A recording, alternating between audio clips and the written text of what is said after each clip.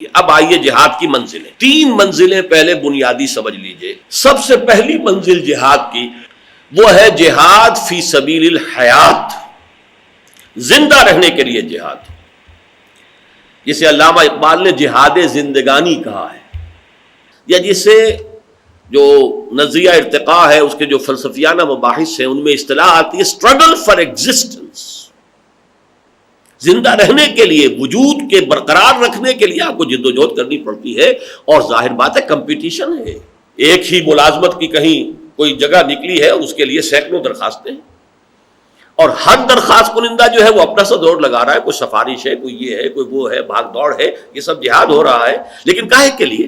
صرف ایک جو ہے ملازمت جس سے کہ اپنی معاش کی کوئی شکل پیدا ہو جائے۔ تو یہ جہاد فی سبیل الحیات، یہ گویا کہ ہر لیونگ آرگنزم کا یہ لازمہ ہے، ہر شے کے جو زندہ ہے، جس میں زندگی ہے، اسے اپنی زندگی کو برقرار رکھنے کے لیے مسلسل جہاد کرنا پڑتا ہے۔ اسی میں پھر سروائیول آف دی فٹسٹ کا تصور شامل کیا جاتا ہے۔ تو یہ جہاد کی اولین منزل، جو جیسا کہ میں نے عرض کیا ہر لیونگ آرگنزم جو اس کی زندگی میں لازماً موجود ہے، یہی جہاد اگر زندگی کا ایک بندہ مومن کرتا ہے تو یہ اس کی عبادت کے درجے میں آ جاتا ہے، بشرطے کہ وہ جو احکام خداوندی ہیں ان کی پابندی کرتے ہوئے کرے۔ معاش کما رہا ہے الکاسب و حبیب اللہ، بشرطے کہ حلال اور حرام کی حدود کو بالکل قائم رکھتے ہوئے، صرف حلال پر اکتفا کرتے ہوئے اور حرام کی طرف قطن کو رجحان نہ ہوتے ہوئے اگر یہ جہاد ہو رہا ہے فی سبیل الحیات تو یہ عبادت کے درجے میں۔ لیکن اس کے لیے ظاہر بات ہے کہ ایک اور خاص قسم کے جہاد کی ضرورت ہوگی، وہ میں اس کے بعد بیان کروں گا، لیکن یہ ہے جہاد سب سے بنیادی، اسٹرگل فار ایگزسٹنس۔ اب آگے آئیے، اس سے اوپر ایک منزل ہے، یہ اسٹرگل فار ایگزسٹنس ہر جاندار کے لیے ہے، وہ اور انسانوں میں مسلمان ہوں کافر ہوں جو بھی ہوں سب کر رہے ہیں۔ دوسرا ہے جہاد فی سبیل الحقوق، انسانی حقوق کے حصول کے لیے، اور جس کی سب سے بڑی شکل ہے جہاد فی سبیل الحریہ، آزادی انسان کا حق ہے، آزادی کے حصول کے لیے جہاد، جس کو آپ فریڈم سٹرگل کہتے ہیں۔ یہ مسلمان بھی کرتے رہے، غیر مسلم بھی کرتے رہے، پوری تھرڈ ورلڈ نے جو کولونیل رول سے آزادی حاصل کی ہے تو ہر جگہ جہاد ہوا ہے، ہر جگہ محنت ہوئی ہے، ہر جگہ کوشش ہوئی ہے، اور عجیب بات یہ ہے کہ سب لوگوں نے شہید کی لفظ استعمال کر لیا۔ یہ جو ہندو بھی جو ہے شہید کا لفظ استعمال کرتے ہیں، اپنے مجاہدین آزادی جو لوگ بھی اس میں انہوں نے اپنی جانیں دی ہیں وہ شہداء ہیں ان کے۔ بنگلہ دیش میں جن لوگوں نے پاکستان سے علیحدگی کے لیے جو بھی اپنی جانیں دی اور محنت کی وہ بھی شہداء بنگلہ دیش ہے، تو وہ شہید کا لفظ استعمال کرتے ہیں۔ تو ایک ہے جہاد فی سبیل الحریہ، اور اس کو بھی میں نے خاص کر دیا ویسے فی الحقوق، جو بھی حقوق ہیں ان کے حصول کے لیے جد و جہد، اس لیے کہ شیر کے منہ میں سے نوالا نکالنا آسان نہیں ہے۔ اگر کوئی طبقات ایسے ہیں کہ جنہوں نے لوگوں کے حقوق غصب کیے ہوئے ہیں، کوئی ایکسپلائٹیشن ہے، سرمایہ دارانہ نظام ہے، ان کے چنگل سے نکلنا آسان کام نہیں ہے، جاگیردارانہ نظام ہے، اس کے چنگل سے نکلنا آسان کام نہیں ہے، کسی قوم نے دوسری قوم کو اپنا غلام بنا لیا ہے، اس سے آزادی حاصل کرنا کوئی آسان کام نہیں ہے، اس کے لیے جہاد اور ہو سکتا ہے قتال کی بھی ضرورت پیش آئے۔ یہ جہاد ہے فی سبیل الحقوق یا فی سبیل الحریہ، یہ بھی جب مسلمان کرتا ہے، اور اس میں پھر وہی شرط ہوگی شریعت کے حدود اور قیود کی پابندی کرتے ہوئے، کیونکہ اس سے باہر نکل گئے تو پھر معاملہ جو ہے وہ بالکل ہی دوسرا ہو جائے گا۔ شریعت کے حدود و قیود کی پابندی کرتے ہوئے جہاد حریت مسلمان کرتا ہے تو یہ جائز بھی ہے، اور اس میں اگر جان دیتا ہے تو مرتبہ شہادت پر فائز ہوتا ہے۔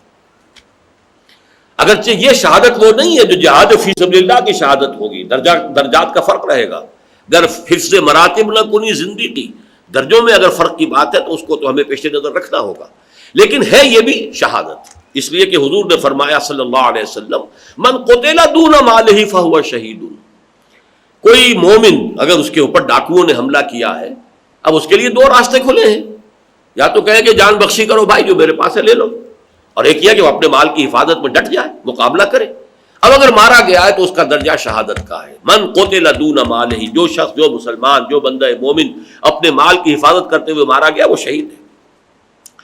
یہ 2 ہیں جو بنیادی منزلیں سمجھ لیجئے، پہلی دوسری۔ اب اس پہ آتی ہے تیسری منزل، کسی نظریے اور نظام کی بنیاد پر جہاد۔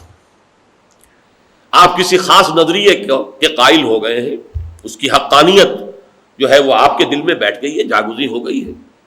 اب آپ چاہتے ہیں اس نظریے کا پرچار ہو اور اس نظریے پر مبنی نظام قائم ہو. اس کے منافی نظام ہے تو اس کو بدلا جائے، اس کو ختم کیا جائے. برہم زن علامہ اقبال کے الفاظ میں کہ اس کو توڑ پھوڑ کر، یا جیسے کہ شاہ ولی اللہ نے کہا تھا فک و کل نظام، اس پورے نظام کی جو ہے دھجیاں بکھیری جائیں اور وہ نظام کے جو آپ کا جو نظریہ ہے اس پر مبنی اس کو قائم کیا جائے. یہ ہے بلند ترین منزل جہاد کی. ابھی عمومی اصطلاح میں استعمال کر رہا ہوں، جہاد فی سبیل اللہ نہیں. پہلی منزل جہاد فی سبیل الحیات، اسٹرگل فار ایگزسٹنس. دوسری منزل جہاد فی سبیل الحقوق، اور جن میں سب سے بڑھ کر حریہ، جہاد فی سبیل الحریہ. لیکن تیسری منزل ہے جو انسان کے، یوں سمجھیے کہ جو اس کے خیالات، نظریات، عقائد، اس کا فکر، اس کی سوچ، اس سے اس کا تعلق ہے. اور وہ جہاد جو ہے پھر ظاہر بات ہے کہ اس نظریے پر مبنی کوئی نظام ہوگا، تو اس نظریے کو پھیلانا، عام کرنا اور اس نظریے پر مبنی نظام قائم کرنا، اس کے لیے جو جہاد ہوگا وہ جہاد جو ہے وہ نظریاتی جہاد اور نظام کا جہاد جو ہے.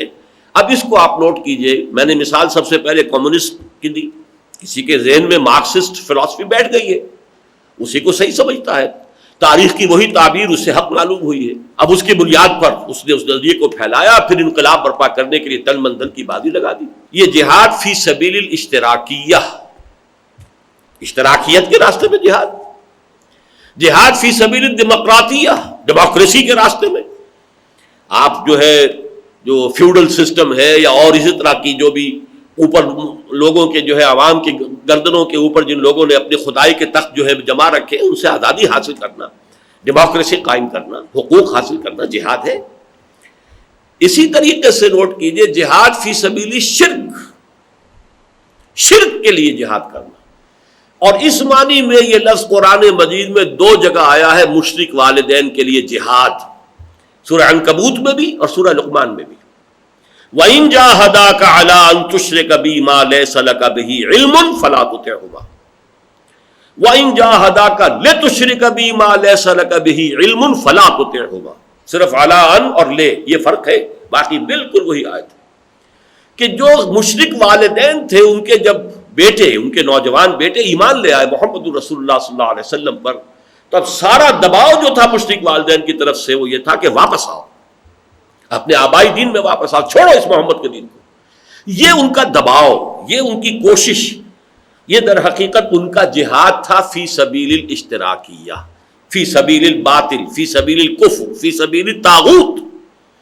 چنانچہ قرآن مجید میں وہ آیت بھی آئی ہے الذین آمنوا یقاتلون فی سبیل اللہ والذین کفروا یقاتلون فی سبیل الطاغوت. ظاہر بات ہے کہ بدر میں ابو جہل جو فوج لے کر آیا تھا، یا کیا وہ مجاہد نہیں تھے؟ مجاہد تھے، جانیں ہتھیلی پر رکھ کر آئے تھے، وہ بھی مجاہد تھے، لیکن وہ مجاہد فی سبیل شیطان تھے، مجاہد فی سبیل طاغوت تھے، مجاہد فی سبیل شرک تھے. جبکہ ادھر محمد رسول اللہ والذین معہ صلی اللہ علیہ وسلم ورضی اللہ تعالی عنہم اجمعین، وہ مجاہدین فی سبیل اللہ تھے.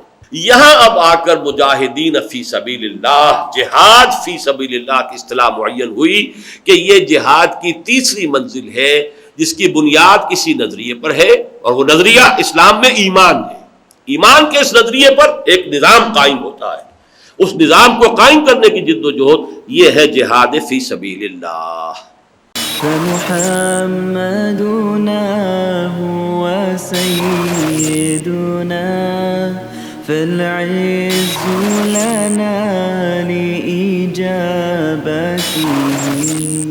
الله